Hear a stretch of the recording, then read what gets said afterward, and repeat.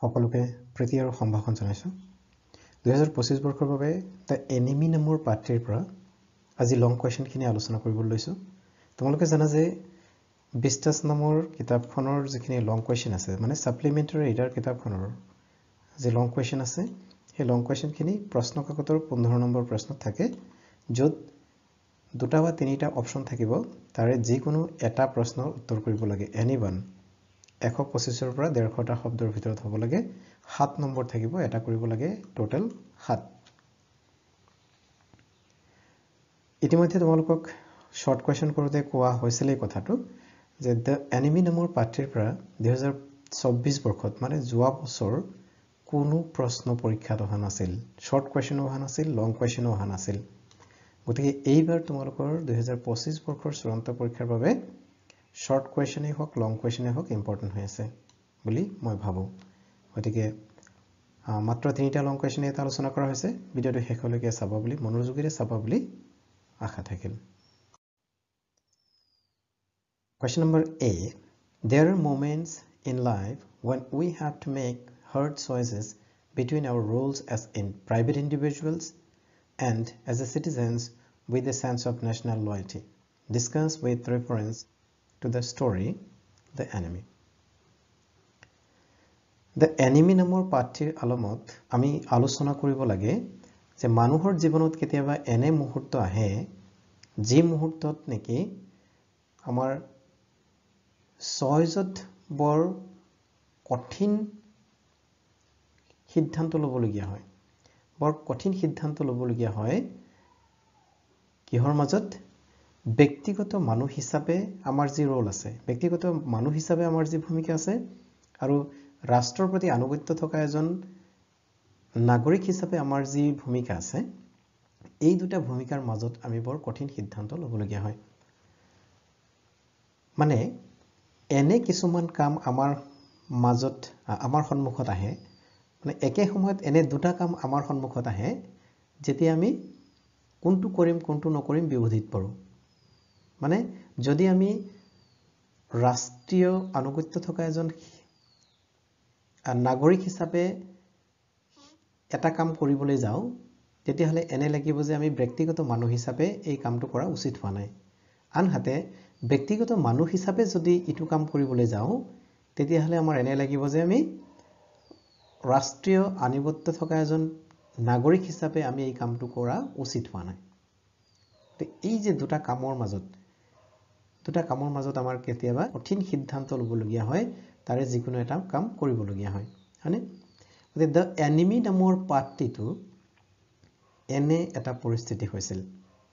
দেখে এই এনিমি নামৰ পাঠ্যৰ আলমত সেই পৰিস্থিতিটো বৰ্ণনা কৰিবলৈ দিয়া হৈছে 2023 বৰ্ষত এই প্ৰশ্নটো পৰীক্ষাত আহিছিল উত্তৰ আমি এনেকৈ লিখিম Every individual has to balance the various roles of life আমি জীৱনত বিভিন্ন ৰোল কৰিবলগীয়া হয়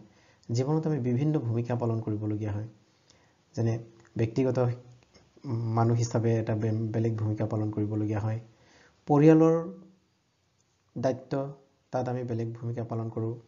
প্ৰফেশনাল ৰোলস যেনে আমি বৃত্তিগত দায়িত্ব এটা বেলেগ বা ৰাষ্ট্ৰৰ প্ৰতি আমাৰ দায়িত্ব এইখিনি হৈছে বিভিন্ন দায়িত্ব আমাৰ জীৱনৰ বিভিন্ন দিশ এই দিশবিলাকৰ বা এই দায়িত্ববিলাকৰ মাজত আমি ব্যালেন্স কৰি চলিবলগীয়া হয় মানে গোটেইকেইটা একেলগে সম্পূৰ্ণৰূপে কৰাটো কিছু কঠিন হয় কাৰণে আমি ব্যালেন্স কৰি চলিবলগীয়া হয় There are some situations where it becomes very hard to maintain the balance এনে কিছুমান সিচুৱেচন আমাৰ জীৱনলৈ আহে যেতিয়া নেকি এই যে আমি ভাৰসাম্য ৰক্ষা কৰি চলো বিভিন্ন ভূমিকাত আমি যে ভাৰসাম্য ৰক্ষা কৰি চলিবলগীয়া হয় এই ভাৰসাম্যতা ৰক্ষা কৰাত কেতিয়াবা বৰ কঠিন হৈ পৰে If the case of choices between our roles as private individuals and as citizens with a sense of national loyalty comes,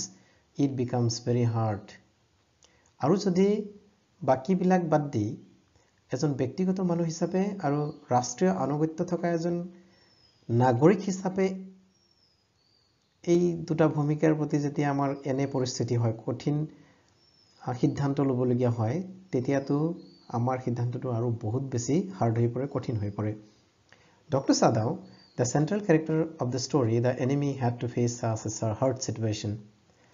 doctor Sadao enemy পাৰ্টিৰ মূল চৰিত্ৰ ডক্টৰ সাদাও তেখেতৰ ঠিক এনে এটা পৰিস্থিতিৰ সন্মুখীন হ'বলগীয়া হৈছিল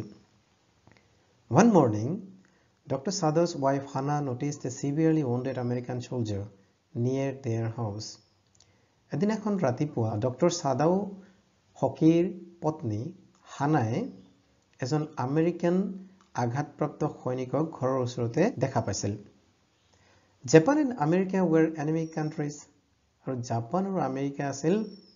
শত্ৰু ৰাষ্ট্ৰ ডক্টৰ সাদাও জাপানৰ মানুহ আৰু কাক দেখা পাইছিল এজন আমেৰিকান সৈনিকক দেখা পাইছিল গতিকে এতিয়া আমেৰিকান সৈনিকজন কেনে আছিল severely wounded বহুত বেয়াকৈ আঘাতপ্ৰাপ্ত আছিল বেছিকৈ আঘাতপ্ৰাপ্ত আছিল doctor Sadao was in conflict of duties এতিয়া ডক্টৰ সাদাও নিজৰ কৰ্তব্যৰ এনে এটা কঠিন সিদ্ধান্তৰ মুখামুখি হ'ব লগা হৈছিল মানে কি কৰিব তেওঁ বুজি পোৱা নাই যে তেওঁ কি কৰিব কনফ্লিক্ট অফ ডিউটিজ আছিল কোনটো কাম কৰিলে ভাল হ'ব কোনটো কৰিলে বেয়া হ'ব তেনে অৱস্থা হৈছিল As a doctor it was his duty to maintain professional ethics for the sake of anything doctor হিচাপে তেওঁৰ প্ৰফেশনাল এথিক্স হৈছে বাকি যিয়েই নহওক এজন ৰোগীক প্ৰথমে সুস্থ কৰি তোলাটোৱে হৈছে ডক্টৰ হিচাপে তেওঁৰ professional ethics On the other hand, আনহাতে he was a patriot too. তেখেতে এগৰাকী দেশপ্ৰেমিক ব্যক্তি আছিল He knew that giving shelter to an enemy soldier was a crime. তেওঁ এইটো জানিছিল যে শত্ৰু ৰাষ্ট্ৰৰ সৈনিকক ঘৰত আশ্ৰয় দিয়াটো এটা অপৰাধ হয় গতিকে তেওঁ কি কৰিব তেওঁ কনফ্লিক্ট অফ ডিউটিছত পৰিছিল তেওঁ এনে এটা হাৰ্ড চইচৰ সন্মুখীন হ'বলগীয়া হৈছিল কঠিন পছন্দৰ সন্মুখীন হ'ব লগা হৈছিল এতিয়া কোনটো তেওঁ কৰিব Though finally Dr. Sadao treated the American soldier যদিও ডক্টৰ সাদাওয়ে ফাইনালি কি কৰিছিল এই সৈনিকগৰাকীক শুশ্ৰূষা কৰাটোৱেই তেওঁ পছন্দ কৰিছিল বা সেইটোৱে কৰিছিল When the American soldier recovered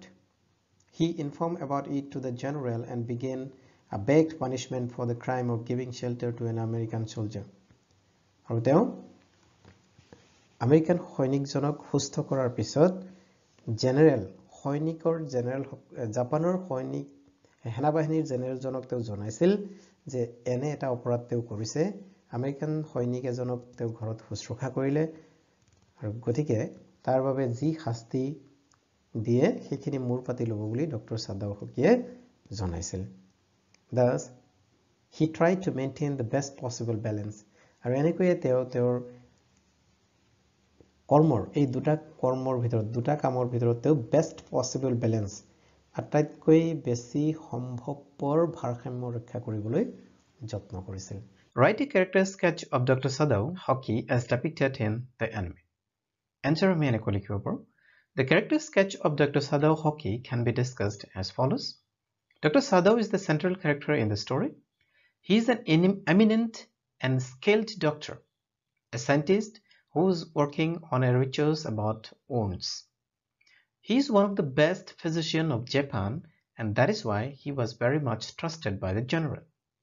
The general, who suffers from some sort of physical condition, needed him so much that he didn't send Dr. Sadao to battlefield so that he, the general, can be always safe. He was a true Japanese and didn't propose Hana until he was sure that she was Japanese too.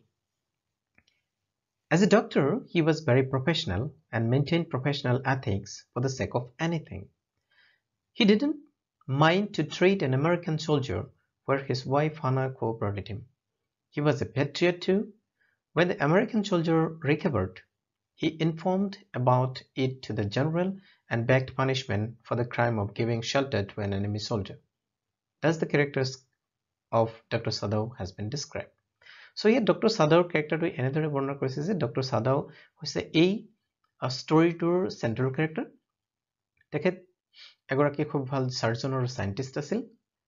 তেখেত ইমানেই ভাল doctor আছিল যে general গৰাকীয়ে তেখেতক সদায় লগত ৰাখিবলৈ যত্ন কৰিছিল. আনকি যুদ্ধ ক্ষেত্ৰলৈও সৈনিকসকলক শুশ্ৰূষা কৰিবৰ কাৰণে চিকিৎসা কৰিবৰ কাৰণে পঠাই দিয়া নাছিল. নিজৰ জাপানী জাতিৰ প্ৰতি খুব আনুগত্য আছিল আৰু সেইভাবে হানা নামৰ ছোৱালীগৰাকীক যেতিয়া দেখি আমেৰিকাত মুগ্ধ হৈছিল মুগ্ধ হোৱাৰ পিছতো কিন্তু যেতিয়ালৈকে জনা নাছিল যে তাই জাপানী তেতিয়ালৈকে প্ৰপ'জ কৰা নাছিল ডক্টৰ হিচাপে তেখেতে প্ৰফেশনাল এথিক্সখিনি খুব ভালকৈ মানিছিল যিকোনো মূল্যৰ বিনিময়ত প্ৰফেশনাল এথিক্সক বাদ দিয়া নাছিল আৰু সেইভাবে হয়তো শত্ৰু ৰাষ্ট্ৰ আমেৰিকাৰ সৈনিকগৰাকী কিন্তু তেওঁ ভালকৈ শুশ্ৰূষা কৰি সুস্থ কৰিছিল আৰু পেট্ৰিয়টো আছিল কিয়নো তেখেতে এই শত্ৰু ৰাষ্ট্ৰৰ সৈনিকগৰাকীক সুস্থ কৰাৰ বিনিময়ত যি ক্ৰাইম কৰিছিল বুলি ভাবিছিল সেই বিষয়ে জেনেৰেল গৰাকীক জনাইছিল আৰু কৈছিল যে মই ক্ৰাইম কৰিছো গতিকে তাৰ বাবে পানিশমেন্ট বিচাৰিছিল গতিকে ডক্টৰ সাধু এগৰাকী খুব ভাল ব্যক্তিত্বৰ সফল ডক্টৰ আৰু দেশপ্ৰেমিক হিচাপে ইয়াত বৰ্ণনা কৰা হৈছে Write a character sketch of general based on the enemy. Enemy লেছনৰ আধাৰত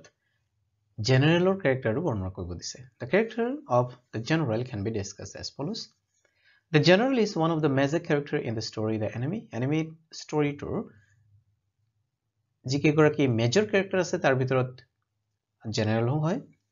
He is a bit aged, a sickly man suffering from some medical condition. তেখেতগৰাকী কিছু বয়সীয়াল sickly man সঘনাই বেমাৰজত ভুগি থকা এগৰাকী ব্যক্তি He is a bit selfish and so did not send Dr. Sadhu, one of the best doctor, to the battlefield to treat the wounded soldiers. নিজে কিছু selfish হোৱাৰ বাবে স্বাৰ্থপৰ হোৱাৰ বাবে যুদ্ধক্ষেত্ৰত সৈনিকসকলৰ প্ৰয়োজন হোৱাৰ সত্ত্বেও ডক্টৰ সাধুক কিন্তু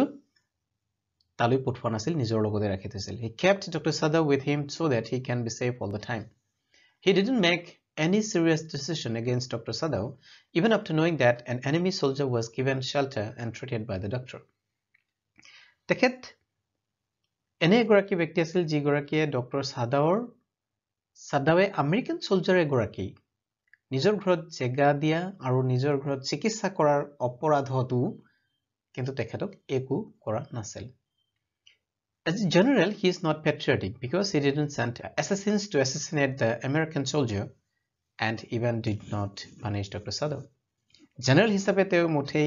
দেশপ্ৰেমিক নাছিল কাৰণ যেতিয়া ডক্টৰ সাধুৱে আমেৰিকান soldier-গৰাকীক শুশ্ৰূষা কৰি সুস্থ কৰাৰ পিছত জেনেৰেল-গৰাকীক জনাই দিছিল যে মই এনে এগৰাকী আমেৰিকান soldier-ক ঘৰত ৰাখিছো আৰু এনেকৈ সুস্থ কৰিছো তাৰ পিছত ডক্টৰ সাধুক জেনেৰেল-গৰাকীয়ে আশ্বাস দিছিল যে ঘৰত assassins পঠাই দি মানে মাৰ্ডাৰাৰ পঠাই দি তেখেতক assassinate কৰা হ'ব মাৰ্ডাৰ কৰা হ'ব কিন্তু তেনে কৰা নাছিল As a human being it can be interpreted either as a kind-hearted man or a careless man মানুহ হিচাপে তেখেতক এগৰাকী kind-hearted দয়ালু নাইবা careless man হিচাপে আমি ধৰি ল'ব পাৰো He either understood the professional ethics of Dr. Sadhu or was compelled not to take any legal action against him as he needed him badly. Dr. Sadhu যেতিয়া আমেৰিকান soldier এগৰাকীক শুশ্ৰূষা কৰিছিল আৰু এগৰাকী সৈনিকৰ জেনেৰেলে তাৰ বিৰুদ্ধে একচন লোৱাটো তেখেতৰ আইনৰ অধীনত আছিল লিগেল একচন লোৱাটো প্ৰয়োজন আছিল কিন্তু ডক্টৰ সাধু হয়তো দয়ালু হৃদয়ৰ হোৱাৰ বাবে একচন লোৱা নাছিল নাইবা তেখেত হয়তো স্বাৰ্থপৰ হোৱাৰ বাবে যে ডক্টৰ সাধু খুব বেছিকৈ প্ৰয়োজন হোৱাৰ কাৰণে হয়তো তেওঁৰ বিৰুদ্ধে কোনো ব্যৱস্থা লোৱা নাছিল Allowing the American soldier indirectly to flee was another instance of his either kind-heartedness or carelessness. American soldier গৰাকীক indirectly পলাবলৈ সুবিধা দিয়াটো তেখেতৰ হয়তো দয়ালু হৃদয়ৰ পৰিচয় নাইবা তেখেতৰ carelessnessৰ পৰিচয় হ'ব পাৰে আমি এনেকৈ এই কথাখিনি বুজিব পাৰো